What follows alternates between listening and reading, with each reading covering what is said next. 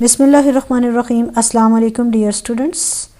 You all are welcomed at my channel Politics and International Relations Basics. आज इस forum से आप एक और इंटरेस्टिंग फ्रेज़ को जानेंगे, सीखेंगे, that is art of the possible. Art of the possible political science में एक ऐसा आइडिया है जो कि नेचर ऑफ पॉलिटिक्स के बारे में बात करता है.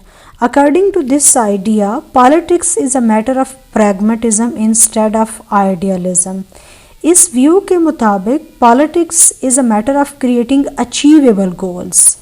कौन से goals? Achievable, जो कि ह्यूमन कैपेसिटी के मुताबिक हों और इंसान उसको अचीव कर सके, स्टेट्स उनको हासिल कर सकें, and implementing them in the real world.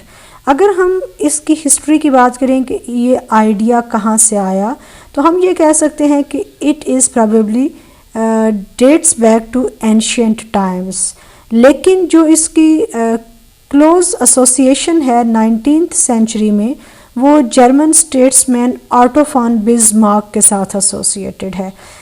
आपको पता है कि ऑटो फॉन बिस्मार्क जो है उससे रीयूनिफिकेशन ऑफ जर्मनी का क्रेडिट दिया जाता है.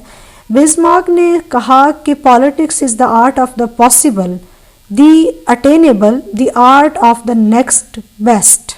So what is this phrase? This phrase says that politics is a matter of pragmatism instead of idealism.